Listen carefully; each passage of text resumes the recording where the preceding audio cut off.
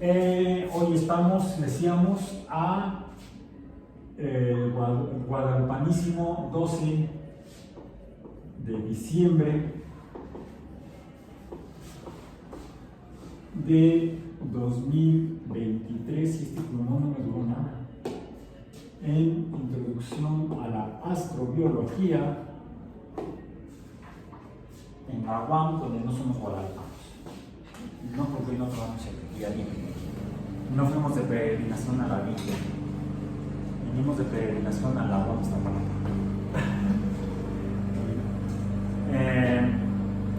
y estamos comenzando la semana 5. Espero que nadie renuncie. Ya, es una decisión personal. La semana 5 en el trimestre oficial, en el calendario oficial de la UAM, la semana de renuncias a UEAs, en las unidades donde se trabaja UEAs, o al módulo en Xochimilco, por ejemplo, a la unidad Xochimilco. Entonces, hoy 12 de diciembre es nuestra novena sesión del curso de temas selectos de biología experimental 2, introducción a la astrobiología. Y estamos abordando la segunda unidad, que son las propiedades físicas para la astrobiología y los requisitos que nos plantea la física para la formación de vida en algún lugar en una galaxia. Y hemos revisado, voy a deciros ahí el monero, para que ya no habrá más. Hemos revisado, decimos, con base en la ecuación de Drake, ya iba a decir Nernst versus electroquímica. La ecuación de Drake, que nos permite calcular el número de civilizaciones en una galaxia, que depende de la tasa de formación de estrellas. Bueno, no es una X, es un asterisco. Asterisco viene de astar, estrella. Asterisco. La tasa de formación de estrellas, es decir, necesitamos que se formen las estrellas, las cuales se forman a partir de nubes de gas y polvo. Descrito inicialmente lo que lleva a que eso se forme. Desde el siglo XVII fue donde se planteó por primera vez lo que respondería a esta pregunta, que por cierto no se la hizo quien lo explicó. Isaac Newton, en los principios matemáticos de la filosofía natural, lo que nos dice es que alrededor de las estrellas se mueven cosas en función de la masa que compone masa 1, masa 2 a esta materia, y en el centro común de esta masa es donde se agregaría la materia. Toda estaría cayendo hacia el centro. La materia cae hacia el centro, se precipita, gravita hacia el centro de la masa. Cada poco de masa se atraen entre sí. Mientras más cerca están, vamos a decir, quizá en una distribución inicialmente esférica, donde se puede cortar un plano circular. Por eso es que lo explica con base en el cuadrado, R a la R, no, en el cuadrado del radio, ¿sí? Del radio de esta esfera o disco, hacia allá se precipita, dependiendo de esta distancia, con lo que causa esa precipitación es lo que llama él fuerza centrípeta. Fuerza centrípeta es hacia donde gravita, pues ahora le llamamos fuerza gravitacional, que sería una proporcionalidad. Ya dijimos que se convierte en una igualdad gracias a los trabajos de Cavendish, y fue quien calculó el valor numérico de esta constante G, que le permite usar la definición de Newton para calcular la fuerza atractiva de toda esta masa hacia el centro, con tal magnitud esa fuerza que logra que la materia de gas y polvo se encienda y emita luz y nazcan las estrellas. Bien, déjenme ver. Creo que no veo aquí ninguna imagen de una estrella. No, tampoco. tampoco, pero sí traigo una imagen de una galaxia, que sería lo que expresa esto. Este es el Atlas Cósmico de la Universidad Nacional de México, Dirección General de Divulgación de la Ciencia, elaborado por el maestro ingeniero José de la Herrán, ya fallecido, mi maestro de divulgación de la ciencia, hace muchos años, allá en el Precam. No tanto, fue como en el Carbonífero más o menos. Donde se muestran algunas imágenes. Aquí están viendo, en esta imagen de los cielos de mayo y junio, se ve una nebulosa, una nube de gas y polvo, donde dentro de ella se están formando estrellas. Tenemos entonces la evidencia de que las estrellas se forman en nubes de gas y polvo. Por cierto, con esto uno puede en diferentes meses del año ver los cielos e identificar lo que uno puede ver donde no haya tanta contaminación lumínica ni por gases y polvos atmosféricos, o incluso en la Ciudad de México se pueden llegar a ubicar, veamos por ejemplo para los cielos de noviembre y diciembre, pero vivimos en el hemisferio sur, afortunadamente no en el hemisferio norte, digo, no en el sur, menos en Argentina ahorita. En el hemisferio norte, los cielos de noviembre y diciembre tienen esta distribución, las estrellas en particular, pero esto se mueve de este a oeste, así. Donde aquí viene pues, del este, el oeste, el horizonte viendo hacia el norte. También podemos ver los cielos en el hemisferio sur desde aquí, viendo hacia el sur. Estarán invertidos en nuestra forma de observar el este y el oeste, pero es más fácil ver hacia el norte. Pues de hecho podemos, si no desde la Ciudad de México, tenemos que ir por lo menos a Catepec, o sea, al norte de la Ciudad de México, para tener menos contaminación lumínica y podríamos ver con mayor facilidad la Osa Menor, ¿qué más? Bueno, estas constelaciones incluso se pueden llegar a ver en la Ciudad de México. La del Cisne, la de Casiopea, Andrómeda, Pegaso, pero la más notable es esta Orión. Ya se las he mencionado, esta Orión. Y aquí marca la nebulosa de Orión. Afortunadamente, estaba viendo yo que aunque estaba nublado en estos días y hoy amaneció frío, muy frío, pues traigo mi jersey de cuello alto y abajo traigo además el térmico. Cuando salí de casa está con sensación de 8 grados.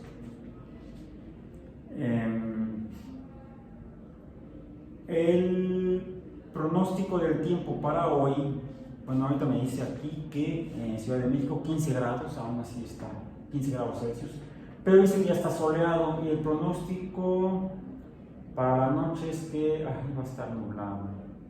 Bueno, es posible que en los próximos días, para el pronóstico aquí que es para el sábado, domingo, lunes, esté despejado. ¿Sí? Hoy va a estar medio nublado aparentemente, no completamente nublado. Mañana y hasta el viernes el pronóstico va a estar nublado, pero traten de ver hacia el cielo. Preferentemente después de las 8 de la noche, aunque a las 6 ya está oscuro. Después de las 8 hacia el horizonte oriente, a ver si pueden ubicar a Orión. Y hagan la prueba que hice yo anoche de tratar de fotografiar hacia el oriente. Esta foto la tomé desde la terraza, de donde vivo, 9º piso. Y se alcanza a ver, sí se ve, miren. Y ya amplié la foto, porque luego la publico y me dicen mis amigos, ay, no se ve nada. ¿Esa la publicó? Sí, está en Facebook y en Twitter. Creo que en Instagram no la subí, pero en Facebook y Twitter sí. Y si lo ven, pásenme por ahí. Es más, déjenme apagar la luz para pensar. Sí, no, para que sea mejor. ¿Sí lo ven?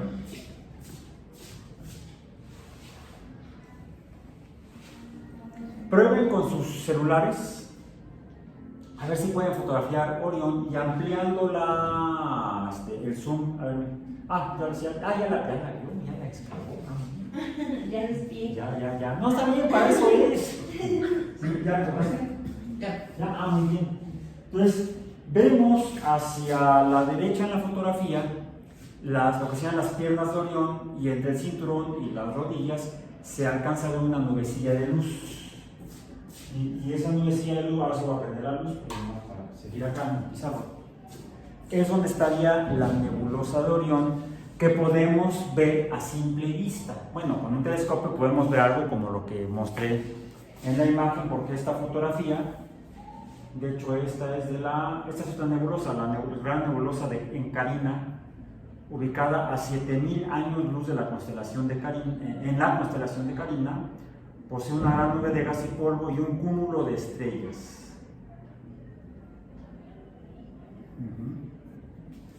Eso en los cielos de mayo y junio, pero vamos a ver qué nos muestra aquí el Atlas cósmico No, aquí nos muestra una galaxia. Aún así, la galaxia de Andrómeda es la más cercana a la Vía Láctea y la más grande del grupo local de galaxias. Tiene forma espiral y su tamaño es de 200.000 años luz. Su tamaño, el diámetro, de aquí a acá, son 200.000 años luz de longitud. De lo que sea el diámetro galáctico. Y dice que se encuentra a unos 2.2 millones de años luz de nosotros. En esta imagen se puede apreciar sus dos galaxias satélites, esta de acá arriba y esta de acá abajo. Esto, decíamos, en cambio es la nebulosa de Encarina, a 7000 años luz del Sol. Imaginemos que está el Sol a 7000 años luz de aquí. Está Eta Carina, Eta y la otra también. 7000 años luz, vamos a decir, Carina. Quiero hacer ahorita algunos números para llegar al tema del día. Carina está a 7000 años luz, vamos a ponerle AL, años luz. ¿Qué es un año luz? ¿Qué es un año luz? La distancia que corre. Es distancia. Aunque año es tiempo, vamos a decir, el año es una unidad de tiempo. El año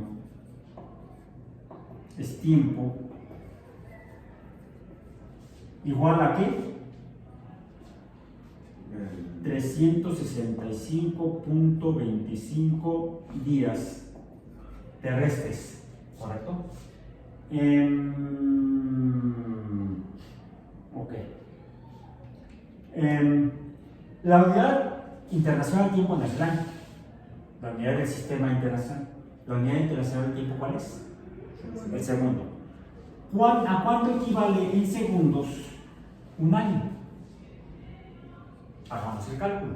Saquen sus calculadoras porque no les va a alcanzar con los dedos de los pies y manos. O sea, ni los mayas. Bueno, los mayas calculaban cosas, números de esta magnitud, con su sistema vigesimal.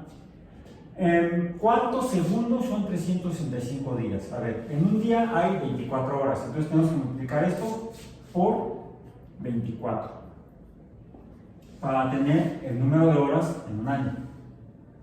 Luego, cada hora tiene 60 minutos.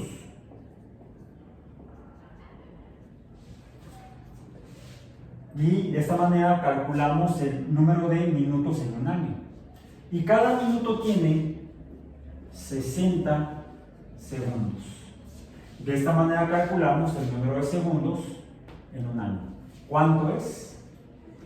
31.557.000. ¿Cuánto? 31 millones. Pero yo mismo dice que no. Como hablé, no te escuché. Ahora sí. 557.600. No hay decimales, ¿no? Segundos. Esto es un año. 31.557.600 segundos. Esto es en tiempo. ¿Por qué año luz es distancia?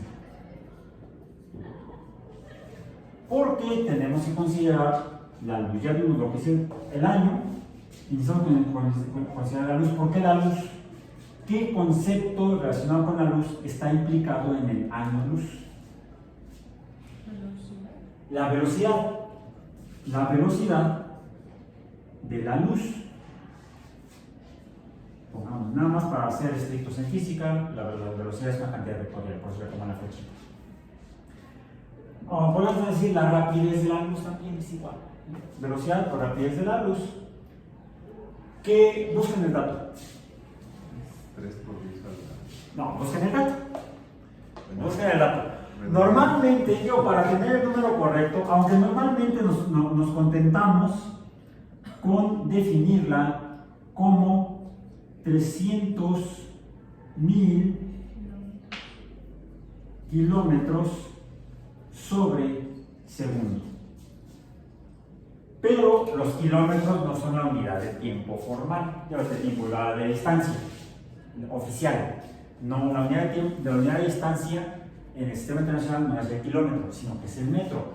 En términos correctos, la velocidad de la luz, o rapidez, vamos a ponerle ahora, rapidez de la luz, es de... 3 por 10 a la 8 metros sobre segundo.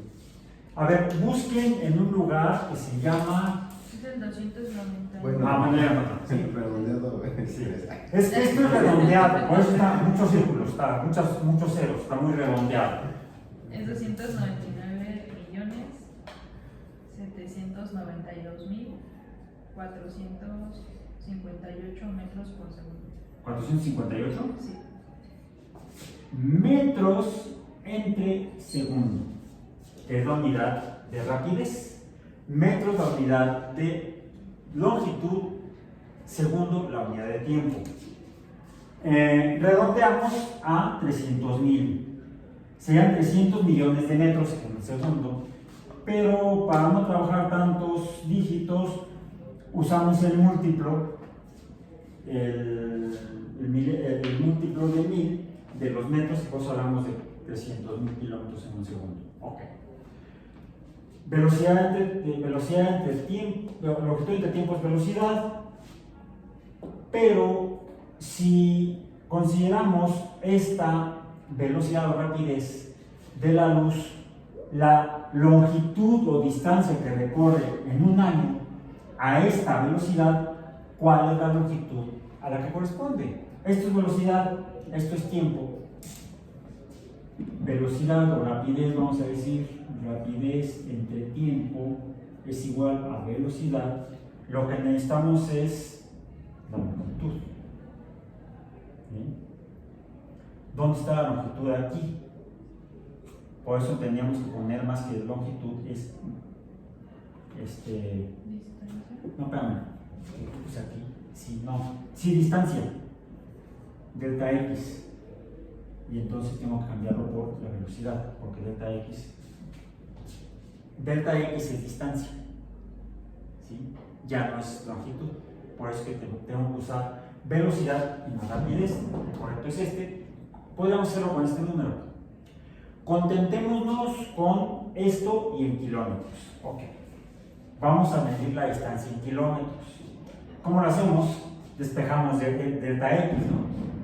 Delta x, que es distancia, será igual a velocidad por tiempo.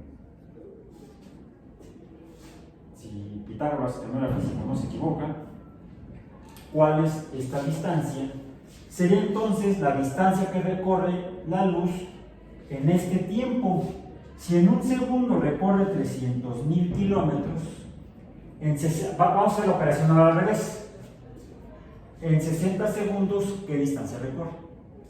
Entonces multipliquen 300.000, no ya trabajemos esto, vamos a redondear. Es nada más para conocer el número exacto. ¿Sí? Ahora, resulta que para estas distancias que nos van a dar en este resultado, este número, o esta diferencia de ¿cuánto es? 200 208.000 metros más o menos. Ya son muchos metros. 208.000 metros son 200 kilómetros, como de aquí a Puebla, más o menos. Ay, ya pues es mucho. Sí, pero ¿a qué distancia está Karina? No está en Puebla. Bueno, Karina, mi amiga, a lo mejor sí, pero Karina, la estrella, no. No sé si Karina, mi amiga, sea una estrella, pero estrella de cine. Vamos a ver que estos 200 kilómetros no pintan, son despreciables cuando hablamos de la magnitud del espacio, y no hablo del cosmos, del universo, sino de solamente dentro de una galaxia, porque estamos hablando de Karina, aunque mencionamos a Andrómeda, la constelación de Andrómeda. Okay. Entonces, 300.000 de estos 200 kilómetros no nos importa. 300.000 kilómetros por 60, ¿cuánto da? Vayan anotando su cuaderno. Pues sí. ¿Cuánto? 300.000 por 60, para saber cuántos en un minuto. ¿Sí? ¿Ya cuántos kilómetros son en un minuto? Anoten. Luego eso por 60, para saber cuántos son en una hora. Luego eso por 24, para saber qué distancia recorrió la luz en un día. Y luego eso por 365.25, aquí sí estos .25 es importante. Tan importante que cada 4 años le metemos un día al calendario terrestre, al calendario que los humanos nos manejamos sobre la Tierra. Entonces, ¿cuál es delta X o el año luz? AL es delta X.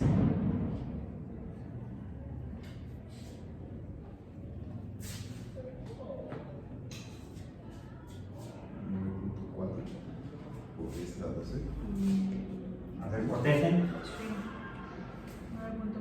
9.4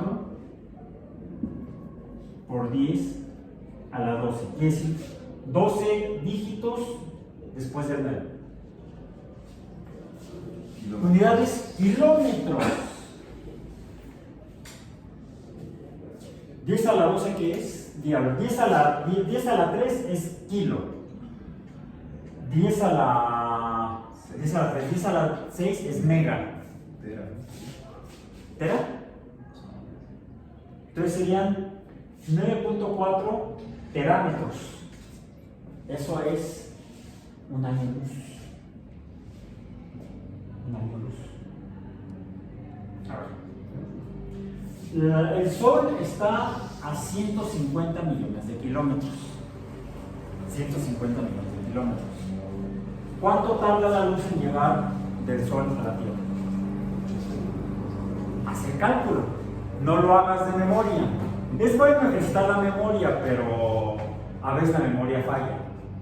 Y a mi edad más, mi Alzheimer cada vez está peor. No tengo Alzheimer, espero no tener que desarrollar. No es el rollo del Alzheimer. ¿Bien? ¿Cuánto? Ya te perdiste. No, fue nada más un ejercicio intermedio, porque en realidad lo que me pregunté yo es a qué distancia está Karina del Sol o de nosotros, la Tierra. Nada más como un dato complementario para tener una idea de cómo funciona esto en cuanto a distancia. El Sol está a, decía yo, no a 10 a la 12 metros, kilómetros, sino que está a 1 por 6, 1.5 por 6 a la 8 kilómetros. ¿Sí? O sea, hasta 150 millones de kilómetros. 1.5 por 10 a la 8. ¿Se dan cuenta? A fuerza de estar practicando los números en forma de potencias de 10 y los múltiplos, vas sí, recordando, es una especie de ejercicio que fortalece la memoria. El razonar fortalece la memoria. El razonar el conocimiento, no el estar ahí. 2 por 2 son 4, 2 por 2 son 4, 2 por 2 son 4. No, la repetición forma sinapsis en las neuronas, pero si no siguen repitiendo esa sinapsis, se desconecta, entonces se olvida. Si uno en lugar de formar una sola sinapsis a través del ejercicio de repetición forma múltiples sinapsis a través de relacionar diferentes conocimientos, diferentes recuerdos, se fortalece el recuerdo en lo esencial, porque aunque se despegue una sinapsis, quedan las demás. Ese es un modelo de cómo funciona biológicamente la memoria. Es a través de la formación de sinapsis, a través de la formación de redes neuronales, más que de una sola conexión de alambritos aquí. Tomo un alambre y lo soldo. Si se afloja la soldadura, se despega. Pero si en lugar de hacer una sola conexión a un circuito múltiple a través de una red, si se despega o se desuelda una conexión, no se pierde el flujo de corriente eléctrica y no se pierde el flujo de información. Así sería un modelo para explicar cómo funcionaría la memoria a través de redes neurales y no solamente a través de la memoración, los servicios tradicionales de memorización por repetición. Sí, la repetición ayuda, y hay que hacerla, pero es básicamente la repetición del uso del conocimiento, del uso de la información. Bueno, entonces, 1.5 por 10 a la 8 kilómetros es la distancia al Sol. ¿Y cuánto tiempo tarda en esa distancia de llegar la luz del Sol a la Tierra? ¿Ya lo calculaste? Ya lo borro y se lo digo. ¿Cuánto? Está 1.5 por 10 a la 12. Tenemos la distancia, necesitamos el tiempo, entonces lo que necesitamos es despejar. Tenemos la velocidad de la luz, tenemos la distancia al Sol, necesitamos calcular el tiempo, entonces lo que sería delta X entre B es igual a T. La distancia al Sol entre la velocidad de la luz, 150 entre 300.000, 150 millones entre 300.000.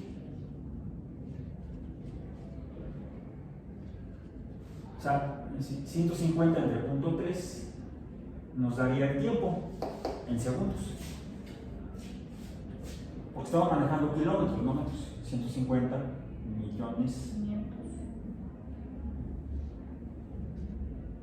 en minutos. Vamos a ver en segundos.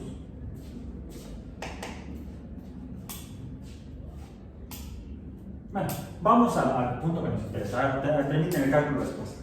El que nos interesa es el de Carina Sinus. ¿A qué distancia está? ¿Qué es un año luz? De entrada es una distancia que parece rara, pero ok, vamos a tratar de entenderla después. ¿Cuántos de estos hay aquí? Estamos hablando de, habría que multiplicar el 9.4 por 10 a la 12 por 7000. ¿Cuánto es 9.4? Para pasar no a unidades de años luz, sino a kilómetros, que es lo que usamos para movernos en la Tierra. Puebla está a 200 kilómetros, Cuernavaca está a 50 kilómetros. No, porque está como a 90 kilómetros. Querétaro también está como a 200 kilómetros.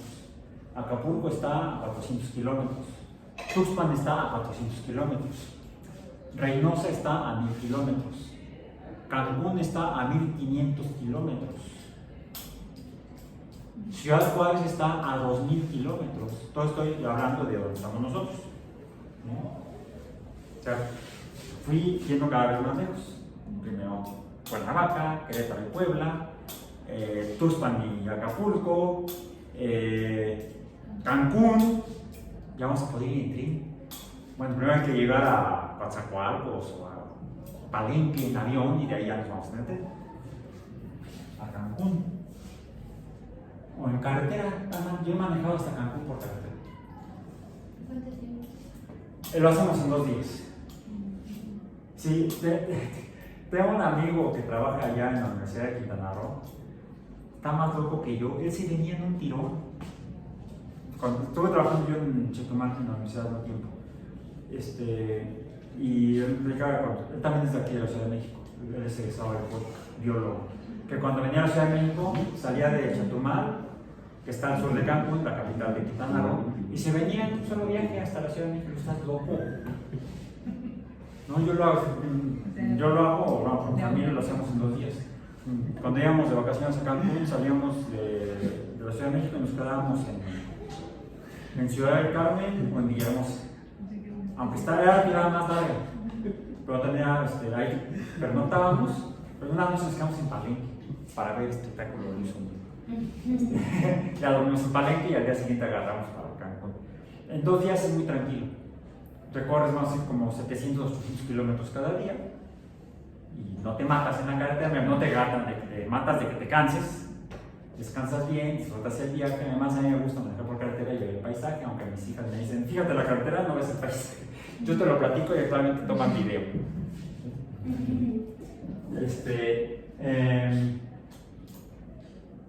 Entonces, sí, me queda muy clara la idea de lo que son estas distancias de kilómetros, viviendo en un país tan extenso como es México. Si viviéramos, no sé, en Andorra o en Mónaco, que son un pedazo de tierra, Mónaco es una ciudad portuaria y es un estado, es una ciudad de estado. ¿Sí?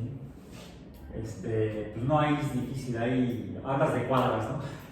Aunque Mónaco como está, hagan de cuenta, es como vivir ahí frente a Caleta en Acapulco, es todo para arriba y todo para abajo. Entonces es un pedazo de tierra y en una cañada ahí al borde del Mediterráneo. No lo conozco, me lo han platicado. Yo no he ido. Nunca he atravesado el charco para allá. No he tenido la oportunidad. Pero me han platicado cómo es Mónaco. Allí es difícil darse cuenta de estas magnitudes de kilómetros. Viviendo en México, sí, hasta miles de kilómetros. 2000 kilómetros a Ciudad Juárez. Pero, ¿qué tanto es esto? ¿Cuánto es? Fíjense, Karina está todavía a esto por 7000. Sería entonces, ¿cuánto es 9.4 por 7? ¿Por 7? 6.62. 6.62 por 10 a, le sumamos 3 ceros, ¿no? 3 ceros. Ah, como te da 2 dígitos, entonces le sumamos 4 ceros. Entonces, 4 ceros más 12 ceros nos da 16 ceros, que es la potencia que mencionas. Kilómetros. ¿Cuánto es eso? Fíjense. Ciudad Juárez, vamos a poner aquí, CDJ, ¿a qué distancia está? 2 por 10, no lo voy a poner acá, es más tarde para que se compare. Ciudad Juárez está, dije 2000 kilómetros, 2000 kilómetros, está en 2.0 por 10 a la 3 kilómetros, 2000 ceros. Pero esto no es, no sé, 13 veces más. No son 13 veces. Son 13 ceros más. Cada cero implica 10 veces. 10 veces más. Vamos a decir, ¿qué está a 2 kilómetros de aquí? ¿Qué será el centro de Iztapalapa? ¿Más o menos? Sí, no, más o menos. Más o menos, no está la alcaldía. Debe ser como 2 kilómetros. O sea, de aquí a la alcaldía es 2 por 10 a la 1. Ciudad Juárez está 1000 veces más lejos. 20 kilómetros. 20 kilómetros de aquí a mi casa. Bueno, no más allá por la línea, por el camino sí es, porque es curvo, por circuito interior o por el eje 6. Porque si yo mido la distancia de aquí en línea recta a Tlatelolco son 13 kilómetros. 13 kilómetros, 6 kilómetros más, será más o menos como a la villa, hablando de 12 de diciembre. De aquí a la villa son como 20 kilómetros, eso sí, más o menos. sea, y hay gente que se lucha caminando. Vaya con Dios, José, no, vaya con la Virgen. O sea, la Basílica de Guadalupe, la villa, de aquí está a 2 por 10 a la 2. ¿Sí? 2 por 10 a la... Sí, 2 por 10 a la 2. No, a la 1 porque es un 0. 2 por 10 a la 1. 2 por 10 a la 2 serían 200 kilómetros. Querétaro está a 2 por 10 a la 2. Está 100, la villa está 10 veces más lejos que la alcaldía de Iztapalapa, que la sede de la alcaldía. Está 10 veces más lejos. Mejor vamos a peregrinar a la alcaldía. Así está más cerca. La villa está 10 veces más lejos. Querétaro está 100 veces más lejos. Ciudad Juárez está 1000 veces más lejos. Y ya así como que no alcanzamos a ver ni Querétaro. A 5 kilómetros la tierra se curva. Y entonces lo que está a 5 kilómetros ya no lo vemos. Pum, bajo un metro.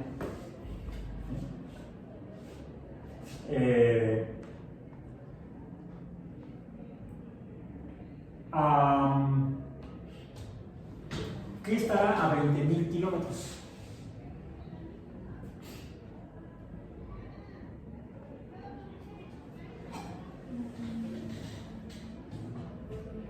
La circunferencia terrestre la calculó Eratóstenes hace 2300 años y la calculó, la circunferencia, no es en línea recta, en 40.000 kilómetros. La circunferencia de la Tierra, su circunferencia es de 4 por 10 a la ¿qué? Vamos a ponerlo así. 4.0 por 10 a 40.000. Son 4 ceros, ¿no? Aún así, todavía le falta. ¿Cuántas circunferencias terrestres estará más lejos, Karina? Es interesante porque esta era una unidad de comparación en tiempos de los griegos y todavía en tiempos de Copérnico. Decían, la Tierra está el Sol está a tantas circunferencias terrestres del Sol. La Luna está a tantas circunferencias terrestres de la Tierra. Era como que una medida, una unidad para una idea de las distancias grandes que concebían los astrónomos hace 500 años o más. Usaban a la Tierra como parámetro. Ahora estamos usando no la Tierra porque vean que es demasiado pequeña. Usamos la distancia que recorre la luz, ¿dónde está? Está aquí. La distancia que recorre la luz en un año. Bueno, ok. Esto es en cuanto a lo más grande. El Sol, decías así de memoria, que el Sol está a qué distancia en el Sol, la distancia Tierra-Sol. Decías que está son kilómetros, siempre pongamos las unidades. Está a 8.1 más o menos minutos. ¿Pero qué tipo de minutos? Minutos luz. Año luz, minuto luz. ¿Okay? La luz tarda en llegar a la Tierra poco más de 8 minutos. Podríamos decir que la distancia entre el Sol y la Tierra es de 8 minutos. ¿Cuál es la distancia en kilómetros? Pues me voy a poner este número para acá. En kilómetros, decíamos que la distancia, dicen que la distancia es el camino Sol-Tierra, es de 150 o 1.5 por 10 a la 8 kilómetros, millones de kilómetros. Millones sería 10 a la 6, 150, no, 150 es 2 dígitos más, un 0 y el 5. Pero en años luz, dijimos que no llega a años, es simplemente 8.1 minutos luz. ¿Bien? ¿La Luna a qué distancia está? Busquen el dato. yo lo voy a sacar de por acá. Lo tengo en mi Safari. Aquí tengo la memoria del Safari, si se conecta. Si no, entonces googleen ustedes. No, sí está viendo. Ahí está. Ok. La distancia de la Luna es de 384, ¿qué? 384.000 kilómetros. Digamos que sería la distancia Luna-Tierra es de 3.84 por 10 a la ¿cuántos kilómetros? 384.000. Nos faltan 3 ceros más 2 dígitos serían a la 5. O sea, el Sol está 1000 veces. ¿Cuánto es la diferencia entre 10 a la 8 y 10 a la 5? 10 a la 3. La potencia es 3, o sea, 1000 veces. El Sol está 1000 veces más lejos de la Tierra que la Luna. La Luna, ¿qué tan grande es esta distancia? ¿Con qué la podemos comparar? Sería 3.8 es casi 4, la circunferencia terrestre es 4, 10 a la 4. ¿Cuántas circunferencias terrestres está más lejos la Luna de la circunferencia terrestre? O sea, si damos la vuelta a la Tierra, ¿cuántas vueltas tenemos que dar a la Tierra para recorrer una distancia equivalente a la Luna? 10 veces. Está a 10 circunferencias terrestres de la Tierra. No está tan lejos, ¿verdad? Si damos 10 vueltas a la Tierra, ya llegamos, sería equivalente a llegar a la Luna. Nada más que a la Tierra sí podríamos caminar. No sé si caminamos un rato y remamos otro.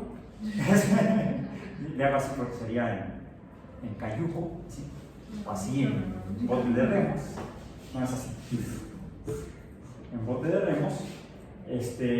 Podemos dar la vuelta a la Tierra, pero no podemos ir remando a la Luna. No. ¿Qué necesitamos para ir a la Luna? Nos lo dijo Isaac Newton en 1686.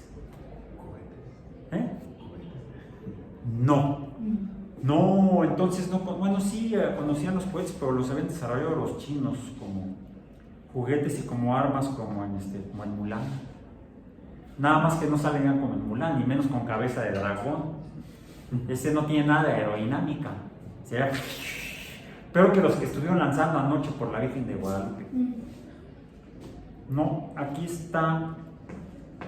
No, los principios físicos los desarrolló Newton en el último libro de Los Principia, que se llama El Sistema del Mundo. Los Principios es una especie como de volumen que compila, creo que son 4 o 5 libros, no recuerdo exactamente el número. Para que me acuerdo si ya tengo el libro. No lo traje ahora. Traje el último libro de Los Principia, que es El Sistema del Mundo. Y ahí está, como Newton en 1686 nos dijo que necesitaríamos físicamente para darle la vuelta a la Tierra. Necesitaríamos una velocidad equivalente a la necesaria para recorrer 40.000 kilómetros, la circunferencia terrestre, antes de caer 5 metros. Que esa es la distancia que se recorre con la aceleración que calculó, que midió experimentalmente y calculó Galileo en sus experimentos previos publicados en Diálogos sobre las Nuevas Ciencias. Con base en la física galileana, Newton desarrolló la física necesaria para darle la vuelta a la Tierra de una vez. Bien, bueno. Y de hecho habla entonces, precisamente aquí, de las fuerzas centrípetas. Lo que les decía yo, no hablaba de gravedad. Aquí está el texto. Las fuerzas centrípetas tienden a los centros de cada planeta. Deduzco que las fuerzas centrípetas tienden hacia los cuerpos del Sol, de la Tierra y de los planetas del modo siguiente. La Luna gira en torno a nuestra Tierra y con radios trazados al centro de la misma Tierra, o sea, al centro terrestre, pero no el centro geográfico o geométrico, sino el centro de masa. El centro de masa, porque tiene que ver con cómo esta masa se atrae, ya no a nivel de la estrella, sino a nivel del planeta. A partir de las estrellas, a partir del gas y polvo se forman las estrellas, queda material aquí. Por cierto, ¿dónde queda? Queda en lo que llamamos, queda la estrella en el centro. Por ahí te salió el anuncio. Pero queda el material es una especie de lo que llamamos el disco. ¿Por qué? ¿Por qué? Si empieza todo distribuido en 3 dimensiones, en una especie como de esfera o más o menos, ya vemos que las nubes son irregulares, pero finalmente lo que queda alrededor de la estrella es una especie como de esfera de material que se precipita al centro. Esa precipitación al centro a veces chocan y se funden, pero a veces pasan cerca y como esos juegos que hacíamos cuando éramos niños y nos rompíamos todo, las oleadas, ¿se acuerdan? Bueno, a veces no choca, sino que simplemente da la vuelta, se aleja, pero si no escapa por esta fuerza de atracción, entonces regresa, pisa colisiones y no vuelve a dar otro latigazo.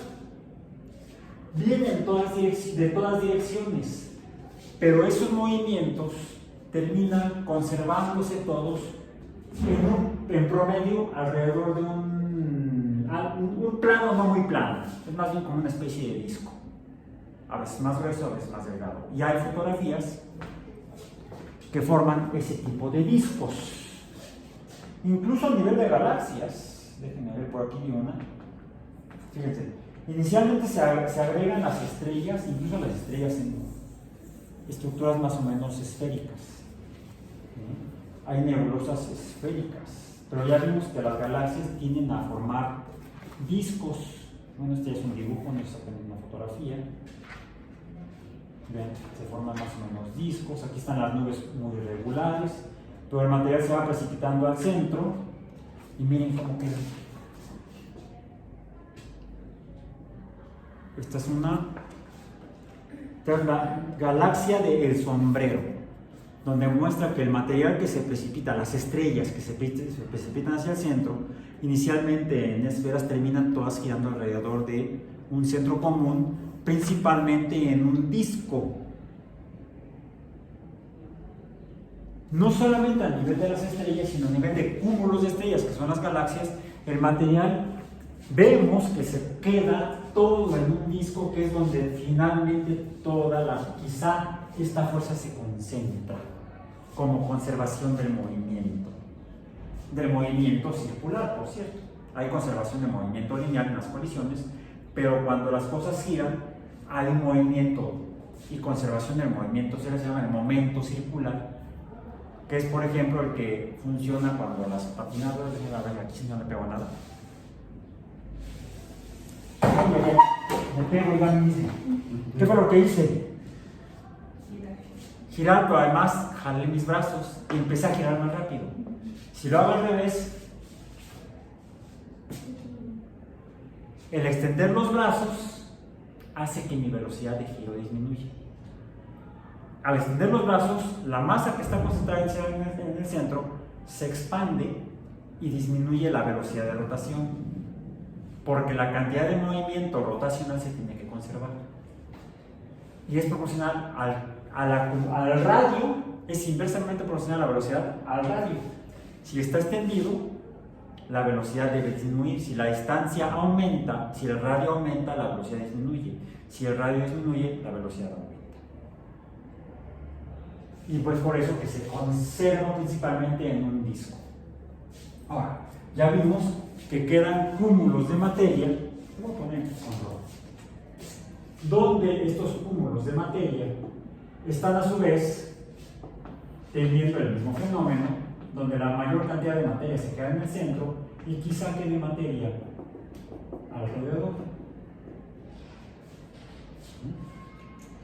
¿Y qué podría suceder? Bueno, si hay gas y polvo, se van a formar mucho gas y polvo se van a formar estrellas. Pero no todo el material se concentra en la estrella, queda material remanente. ¿Y qué sucede? Se formarían planetas. Varios, de hecho, no uno, sino varios, de diferentes magnitudes, a diferentes distancias. Cada uno, a su vez, con su pequeña nube de material alrededor. Porque si aumenta mucho su masa, tiende a atraer gravitacionalmente o centrípetamente, diría Newton, más masa, que es lo que estaba leyendo en ese momento.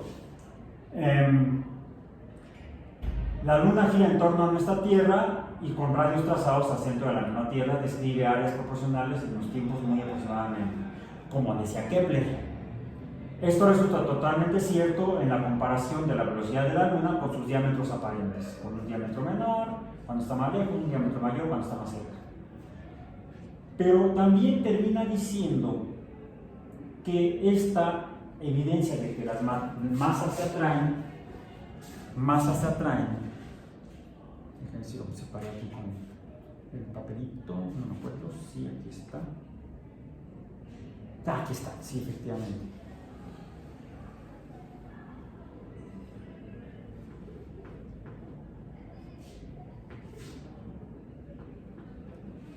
¿Cómo llegó Newton a la conclusión de que efectivamente es esta fuerza entre cuerpos la que mantiene a los cuerpos moviéndose unos alrededor de otros?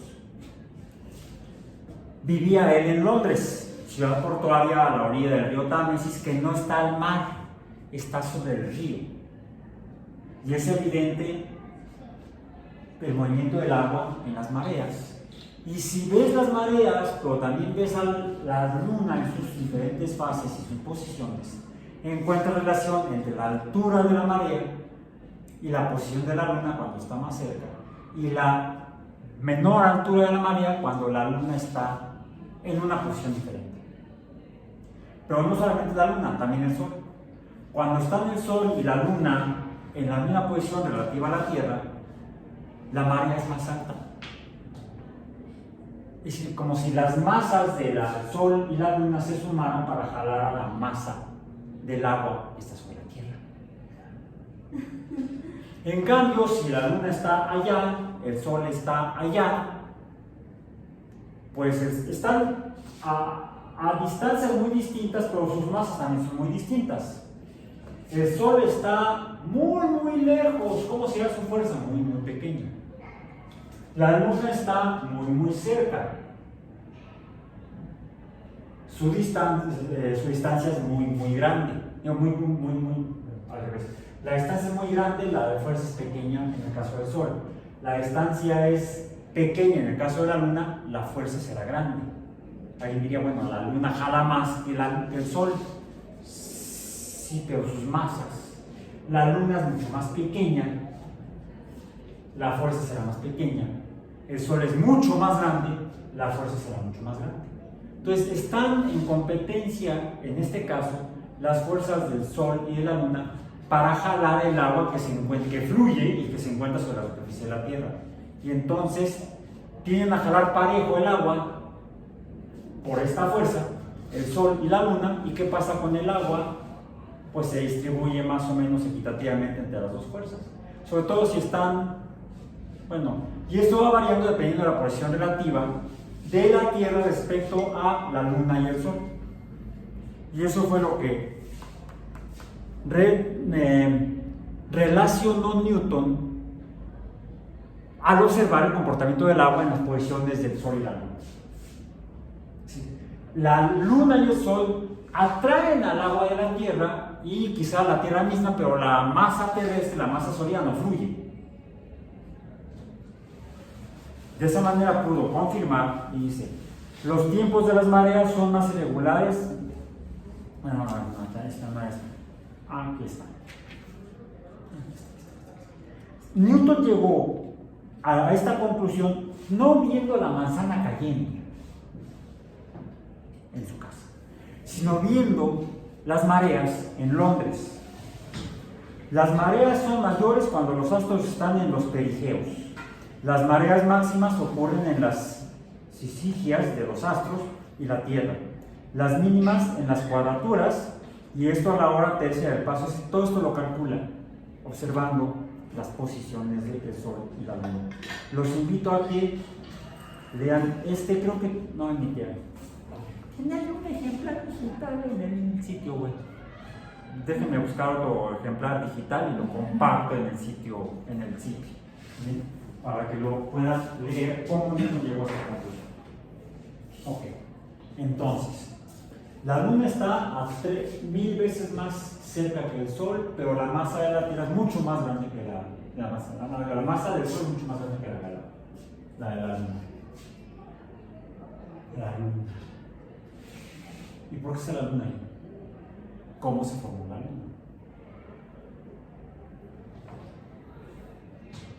Alguien diría, la gran cantidad de materia que quedó orbitando alrededor de la Tierra, una parte se acomodó, se congregó alrededor de la Tierra y no se precipitó a la Tierra, sino que se formó.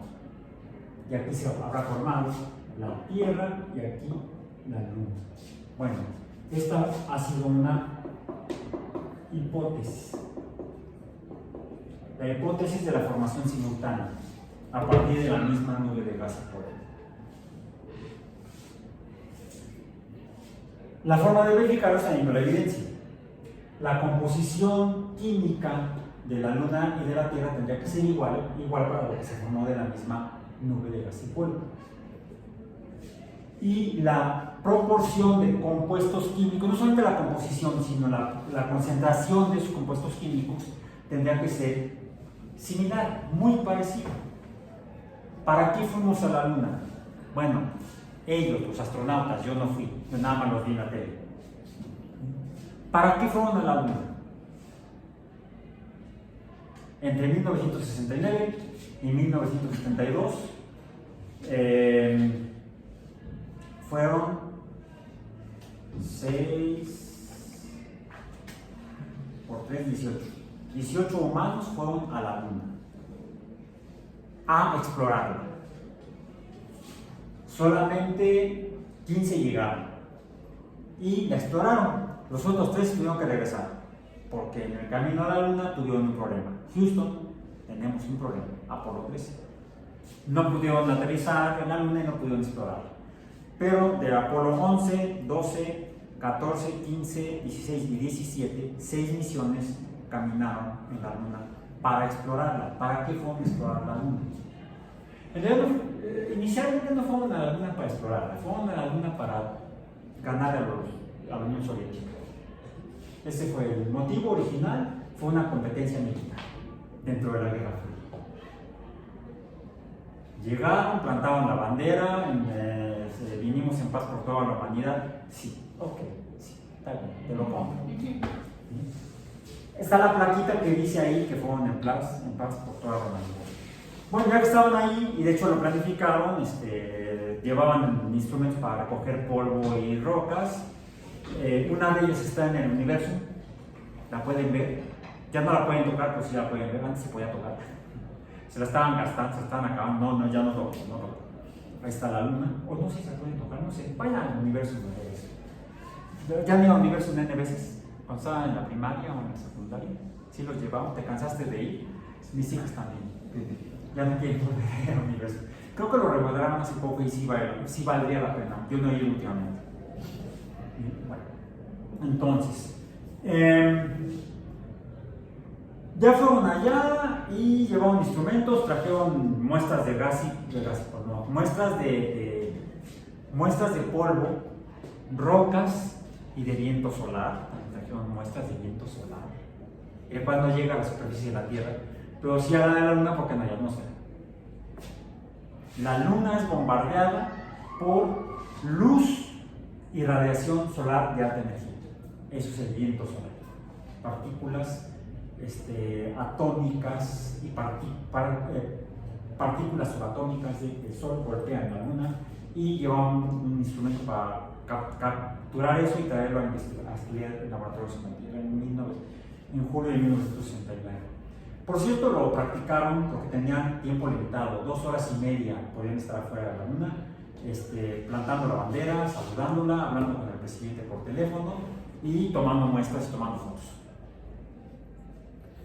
Tenían el tiempo limitado, porque el objetivo era, van, se bajan, tocan 1, 2, 3 por todos los compañeros y se regresan, porque no sabían si todo iba a funcionar como debía.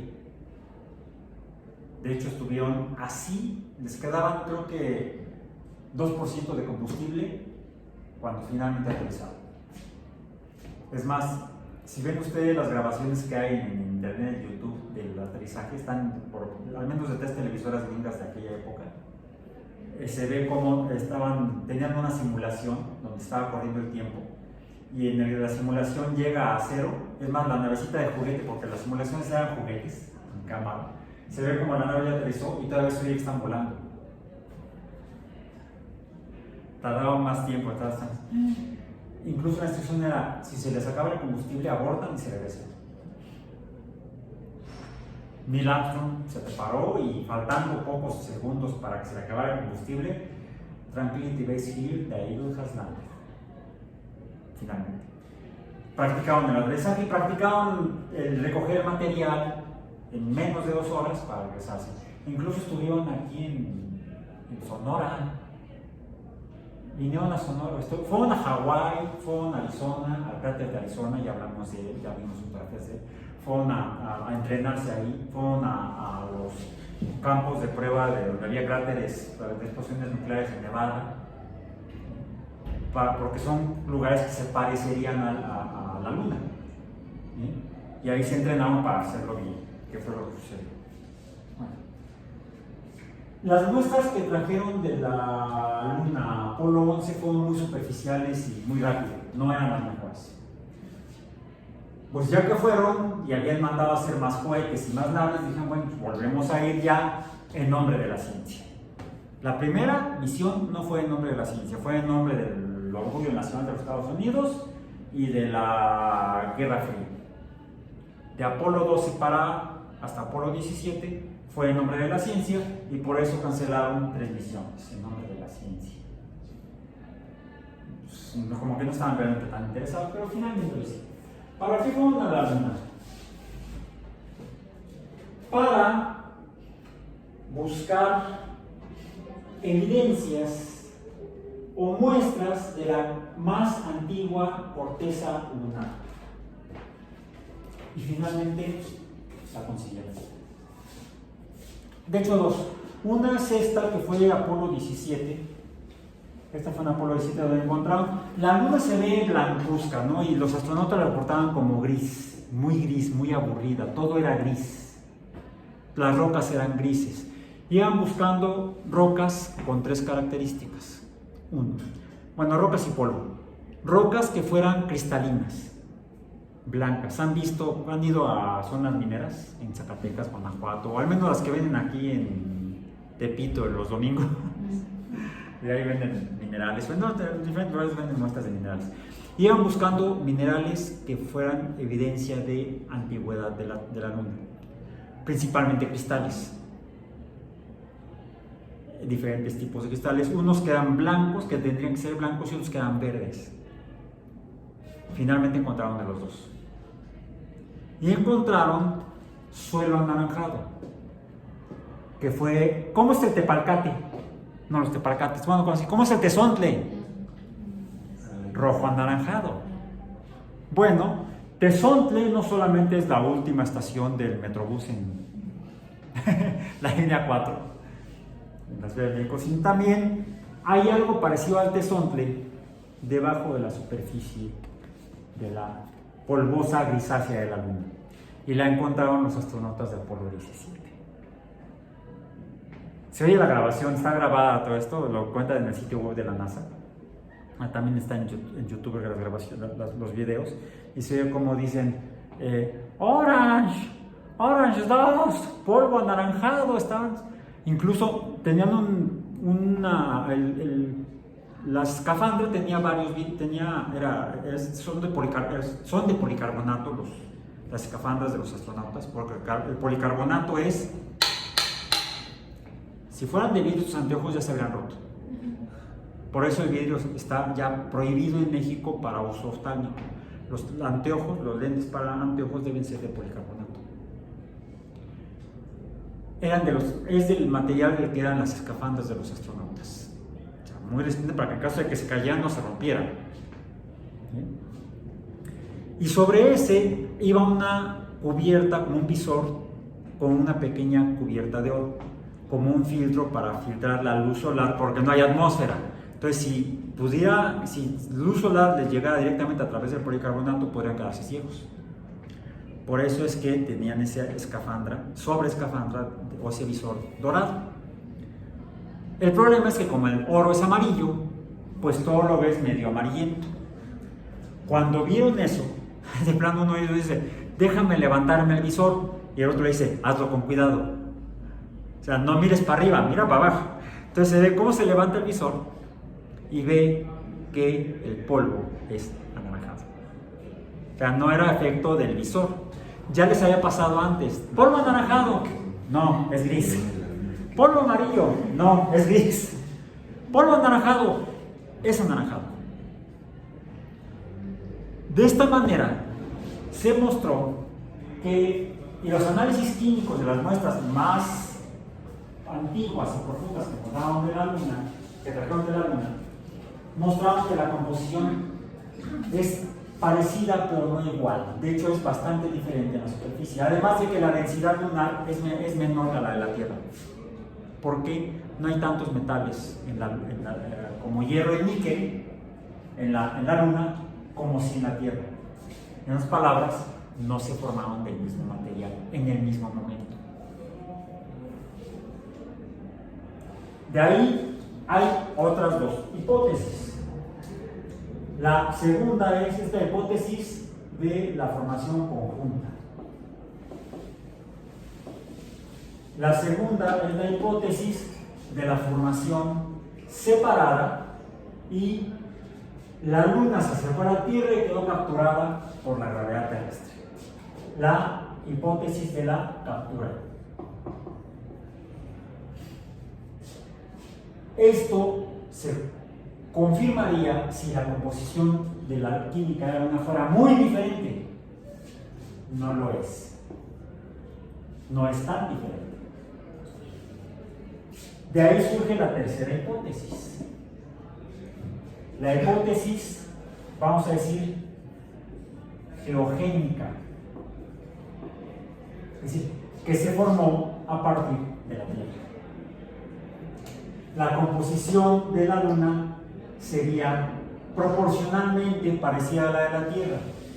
¿De qué parte de la Tierra? Dependería de la composición química, pero de la proporción de componentes químicos de la Luna. Pero además se encuentran materiales que no se encuentran en la Tierra en la abundancia que hay en la Luna. Es diferente a la abundancia de la Tierra. Y entonces hay una cuarta hipótesis que se parece a esta, porque dice que se formó la Luna a partir del material terrestre, pero con la participación de alguien ajeno, que es la hipótesis de la colisión. Pero una colisión posterior a la formación de la Tierra, o de la masa principal de la Tierra. Y los resultados de los análisis químicos de los materiales llevados o traídos por los astronautas desde la Luna sugieren que efectivamente esto no es fotografía, es una interpretación artística, o sea, un dibujo. La hipótesis de la colisión, donde la colisión no fue frontal. Si se fijan aquí, las chispas o el material eyectado no sale homogéneo, que sería producto, o parejo, que sería, o en un disco, que sería consecuencia de una colisión frontal, sino como que fue una colisión de lado. Y esto dependería, o sea, ¿cómo fue la colisión? Si hubiera sido frontal, lo más probable es que ninguno de los dos cuerpos hubiera sobrevivido y no estaríamos aquí. Entonces, esa forma de colisión no fue, aquí estamos. Tiene que haber sido una colisión sesgada hacia magnitud de grados, ¿sí? No líneas colineales, sino líneas en ángulos distintos. Y haciendo cálculos con colisiones de diferentes ángulos se obtienen composiciones diferentes entre la Tierra y la Luna. Y eso permite calcular cómo fue la colisión e incluso la masa del cuerpo protoplanetario con el que habría colisionado con la Tierra o que habrían colisionado entre la Tierra y ese cuerpo. La masa era aproximadamente como la de Marte. Es lo que apuntan los modelos. Y el material, parte del material se incorporó a la Tierra, otra parte del material se eyectó con la velocidad suficiente para que escapara a la gravedad terrestre, y otra parte del material se quedó atrapado ahí sí por gravedad y se agregó estando en órbita alrededor de la Tierra. Entonces tenemos diferentes evidencias que nos sugieren cómo se formó la Luna. La formación explica los materiales que trajeron los astronautas. Vamos a poner a reemplazar la hipótesis, la colisión palabra por la imagen. Han visto aquí una imagen, pero aquí imágenes que colisionan con él y se quedan pegadas. Algo así le pasó a mucho del material de ese protoplaneta. Bueno, no puse aquí, lo creo al revés, pero ahí está. Bien. Entonces, esta sería la hipótesis más probable basada en las evidencias. ¿Cómo se forma la Luna? Probablemente así. Pero la Tierra no es el único planeta en el sistema solar con satélites.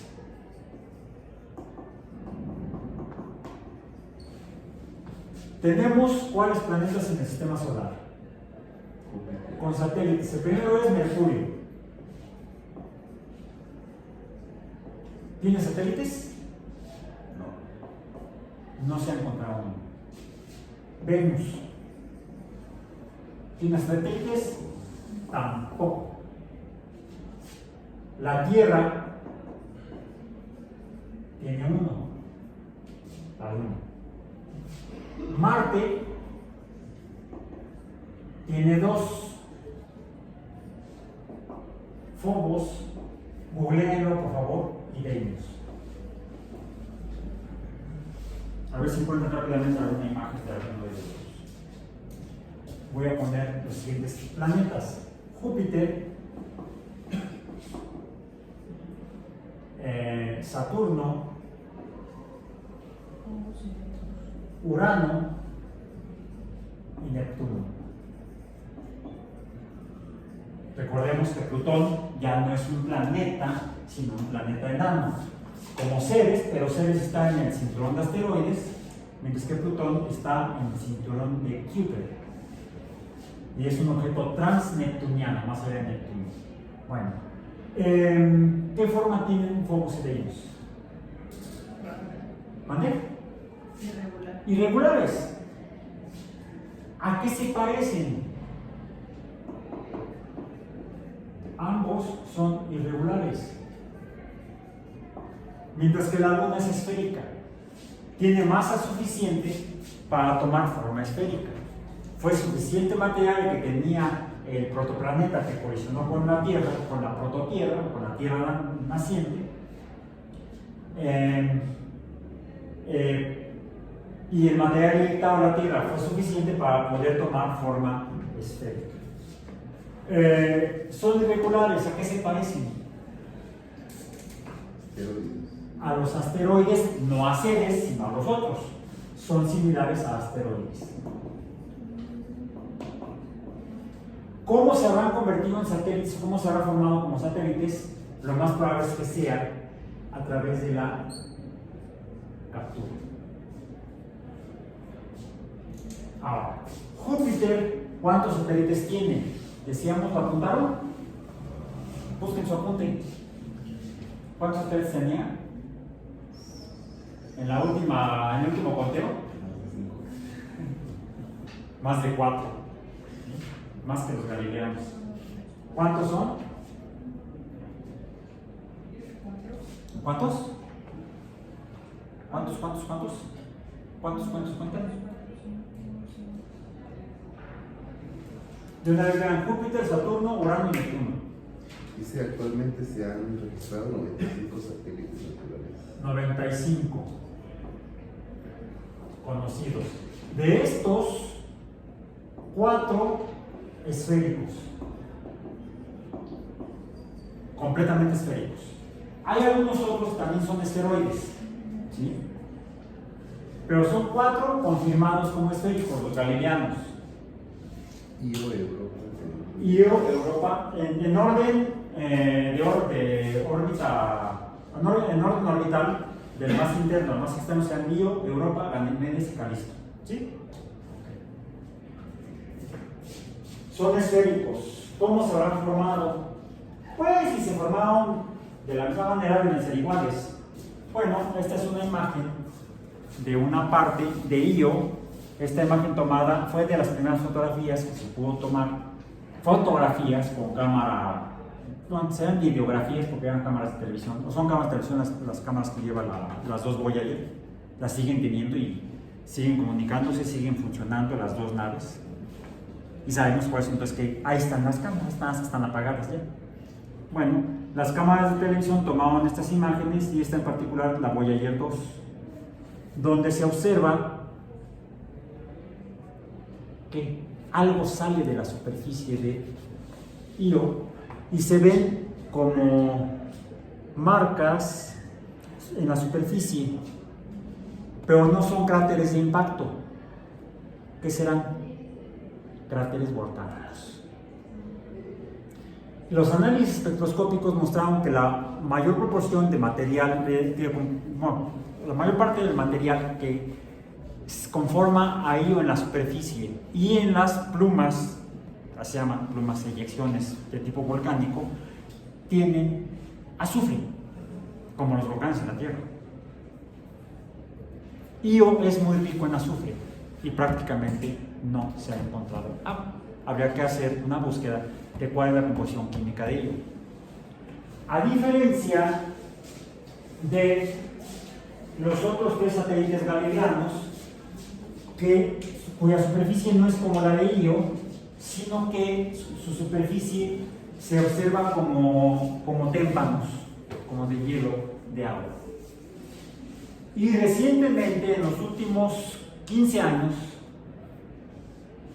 por un lado el telescopio Hubble, viendo hacia Europa en particular, y en particular, se ha visto que sale material de la superficie de Europa, pero no es azufre, parece ser agua. Más bien géiseres, ¿no? Llamamos géiseres. Corteza helada de agua y sale material, y ese material parece agua. Parece que la composición es diferente. ¿Cómo se formaron los satélites de Júpiter? Nadie sabe. Porque son muy diferentes. Quizá algunos fueron por captura, quizá otros fueron por formación simultánea, conjunta. Hay campo de estudio. Bueno, si deciden finalmente dedicarse a la astrobiología, ¿por qué? Porque si hay agua, hay la posibilidad de que haya vida, y tiene que ver con su primera evaluación parcial. Terminemos con los números. Saturno, sí, les dije, buscando los números. 146, que además tenemos los anillos. También nos tomó la nave Voyager, las dos naves Voyager estudiaban Saturno, tomaban fotografías y se vio entonces que los anillos sean como una gran cantidad de rocas, tan pequeñas como pedruscos y tan grandes como casas, orbitando en un plano muy fino alrededor de Saturno. Y también se fueron encontrando más satélites. El más antiguo, ¿cuántos? ¿Qué es este? Urano. Urano 27, te adelantaste.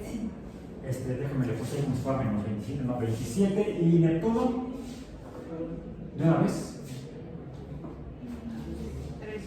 ¿Cuántos? ¿13? Ok, 13. Parece que van disminuyendo conforme se alejan. O es más difícil detectarlos. Porque todo esto ha sido con telescopios desde la Tierra o con las ondas que se han enviado principalmente a Júpiter y Saturno. Déjenme terminar. No, sí, Saturno.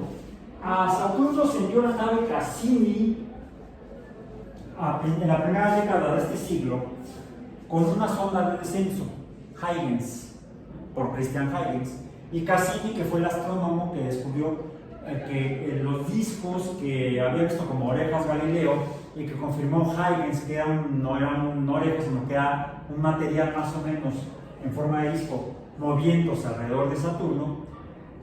Posteriormente, un astrónomo italiano de apellido Cassini fue el que descubrió que ese disco que había descubierto Huygens, o que había descrito Huygens, tenía como una especie de separación, se veía oscuro, como si no hubiera material. Tanto que cuando se planeó la misión Voyager, las misiones Voyager, pensaban, y si mandamos a Voyager a que pase en medio de los dos discos a través de la separación de Cassini, pues puedo ser, pero va a ser muy difícil, mejor que pase alrededor de Saturno. Y qué bueno, porque las cámaras de Saturno lo que detectaron fue que en la separación de Cassini lo que había era material, pero más oscuro, que refleja menos luz. Qué bueno que no lo hicieron, porque si no ahí hubieran terminado las dos naves, o al menos la primera, la otra la habrían desviado. Las Voyager fueron en las que mandaron muchos mensajes. ¿Las Voyager? Ajá, es que me acuerdo. No, tienen un disco me de oro. Que hubo un tiempo donde, bueno, en varias partes del mundo, en museos, tú ibas y escribías un mensaje que según iba a ir en una nave espacial. Se ha hecho desde entonces, pero no fue en esa. No, esa fue todo un proyecto organizado. De hecho, al principio no lo querían hacer, pero los promotores que fueron principalmente Carl Sagan y Andy Ryan fueron los que convencieron a la NASA de que lo hicieran. Bueno, igual si no puedo meter por cuarta parte. Huygens define que lo que hay alrededor de Saturno son anillos, un disco. Cassini define que son al menos dos discos, no un disco, sino dos discos. Y las naves Voyager muestran que son un montón de material agrupados en lo que pueden ser como las pistas de un disco de acetato antiguo. Diferentes pistas van diferentes materiales. También Huygens descubrió el primer satélite en Saturno, Titán. Titán fue descubierto por Huygens y es el satélite más grande del sistema solar. Bueno, ese lo estudió Sagan por telescopio y con un espectrógrafo alcanzó a detectar, parecía, compuestos de carbono. ¿Bien? Estudios posteriores telescópicos mostraron que se veía como anaranjado. Finalmente, la nave Cassini-Huygens, la misión Cassini-Huygens, la nave Cassini entró en órbita de Saturno, lo estudió por 15 años, hay un montón de fotografías, búsquenlas en internet. Y la nave de descenso Huygens aterrizó en Titán. Y lo que detectó fue material que muestra sobre la superficie como erosión, como si fueran piedras de río. Hay líquidos, la clase pasada discutíamos si había líquidos. Sí, hay líquidos en la superficie de Titán. Y la nave Cassini encontró grandes cuerpos líquidos, como si fueran grandes lagos, sobre la superficie de Titán. Pero no es agua. Son compuestos de carbono. Dirían por ahí que Titán sería el destino preferido por las industrias petroleras. Hidrocarburos. Entonces, esta es la realidad de los satélites en el sistema solar. De los de Urano y Neptuno se sabe muy poco. ¿Sí? Lo que se sabe es por estudios espectroscópicos a distancia, algunos por la Voyager 2, que recorrió a los 4 planetas gigantes gaseosos. La Voyager 1 solamente pasó por Júpiter y Saturno, pero estos 4 fueron estudiados por la Voyager 2, pero desde entonces no se pueden estudiar. Lo que sabemos es por estudios telescópicos. Y esto es la información que tenemos de satélites. Se ha avanzado mucho porque ha aumentado la capacidad de los telescopios basados en Tierra. Y actualmente hay más información. Eso lo revisaremos más adelante cuando ya pasemos en nuestro siguiente tema a la química para la vida. Por hoy terminamos.